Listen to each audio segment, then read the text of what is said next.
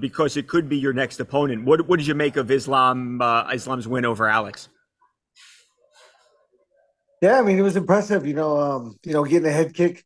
I think he's trying to copy me. Obviously, he's copying, the way I won my last fight. So he's obviously watching me, and I'm on his radar. So I'm excited to fight this dude. I did what I had to do. I fought Fiziev. I knocked out Poirier, and you know, Oliveira had his chance, backed out. Oliveira already had his chance and got his ass whooped. First round finish. I'm not sure how Makhachev can do any better than that. So, I'm sure the fans want to see new blood, and that's me. Yeah, I think everyone agrees, or most people agree, that you are the guy that deserves this fight. You're ranked second, but like you said, the guy above you, this was supposed to be his fight at 294. It didn't happen. Has Dana or anybody else said anything to you, Justin, about this being your fight next?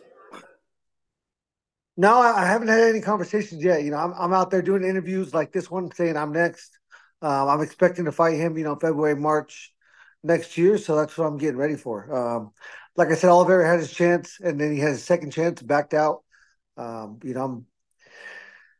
imagine they want to cash in. I want to cash in on my career, and I imagine they want to cash in, on what we both created together. So, I'm here. I'm ready to fight, and I see myself fighting him early next year. Justin, you obviously, and you know this very well. Of course, you know Khabib very well, and the connection with Ali. There's that comparison people are always making between Islam and Khabib, but and you tell me as somebody who has been in there with Khabib, but it seems that Islam's striking is, I mean, it seems to be far more advanced from what I see than Khabib's Yeah. was. No. What do you think? Yeah. I mean, I think they have very different styles. When they Yeah. fight, I think Khabib is really almost unmatched. Anybody that can pull that off is it's pretty much impossible. He's just such a tank moving forward. Makhachev doesn't necessarily have that structure, but again, he has some really refined skills when it comes to the striking, and obviously his grappling is top notch. So I don't think he's better than Khabib, but I mean, before this, I said he's not Khabib, and now he's out here finishing knocking people out, and so now I guess I got to say I want to fuck around and find out. What do you think, or how do you think the fight looks? How does it go when you guys ultimately step in there together? Which, again, I'm Yeah, assuming I it. think with the experience I've had with Mak with Khabib, I understand that he's not the same fighter. I was not scared of Khabib, but I mean that's an intimidating guy to go against, and that factor will not be there. I'm more confident, and especially going through that experience, I've been working on my grappling a lot. I really gotta just be confident in the ability to be comfortable in those situations and not give up submissions. So that we can move on to the next round and I can create the damage that I create. But yeah, I don't know. I don't know. I think I'm a great matchup. I think it's a much better matchup for myself than Khabib was, and I think I'll be able to really be effective with my striking and create some opportunities to maximize the damage that I'm creating. If you could write this out, if this was a storybook, would you write you fight Islam, you win that UFC lightweight championship, and then you fight Conor McGregor, and I mean from there, who knows?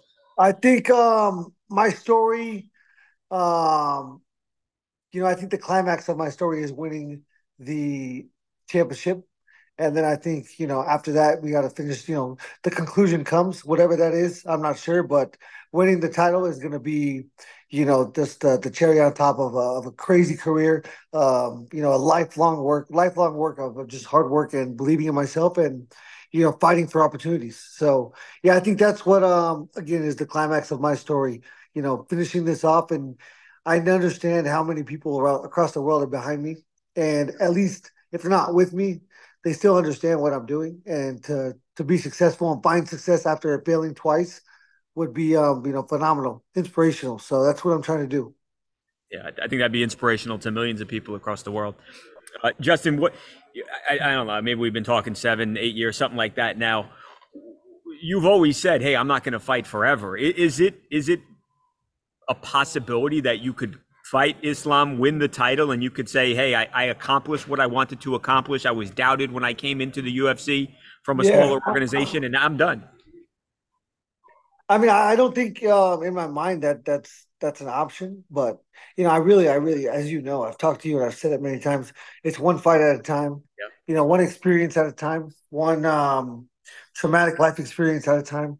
And so, yeah, you never know. I think I've done such a good job of being so present each and every fight, and I've never looked ahead. I think if I was early in my career and you told me I was going to be here today, I would have never made it because I would have stopped working. And so I'm not sure what's ahead. I just know that my next fight is Islam Makhachev, and that wakes me up in the morning. That's for sure. And it's got the fans excited. Let me get you out of here on this one, Justin. Obviously, Kamaru has millions of fans across the country, and if anyone out there knows Kamaru, obviously just knows how good of a dude he is. How is he doing? Given the short notice fight, Yeah, close fight against Hamzat, how's he doing? yeah. I mean, he's doing good. I mean, I was proud of him. My coaches were proud of him. His coaches were proud of him. I'm sure his family, his daughter was super proud of him. So Yeah. ultimately, that's first and foremost what you want to go. I'm sure he's proud of himself.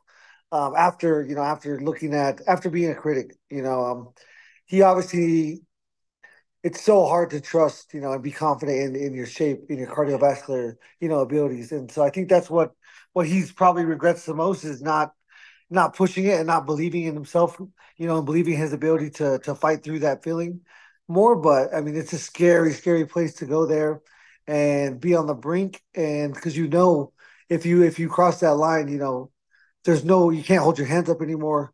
Right. You can't defend yourself anymore, and that's a vulnerable place to be in front of millions of people. So, I think he did great. I think with the full camp, he's so much better, and I think he absolutely finishes that fight probably in the second round. Were you amazed, Justin, just knowing how tough that can be to when you have somebody else's entire body weight on you? And I mean, he went through that entire first round with Hamzat on his Yeah, back. I was just blown away by not only that he survived, but also then to come back and on I think two of the judges' yeah, scorecards to win 2 and 3. yeah. I mean, he's one of the few fighters in my life that I've ever trained with that just gets better as the rounds go on. Wow. He works harder as the rounds go on, and he's able to outwork people. So I knew that wasn't going to be a factor. I know that if he fights him 10 times, I think he has to have that first round no matter what every single time. And then with his shape and with his confidence in his cardiovascular abilities, I think he finishes and turns on the gas in the second round, probably in the first 3-4 minutes. So I think again, tough night, on 8 nights, 8 days notice. But I mean, I'm not going to officially give him my belt, but he can take it home. He can take pictures with it whenever he wants because he's a bad motherfucker for taking that. No doubt about it.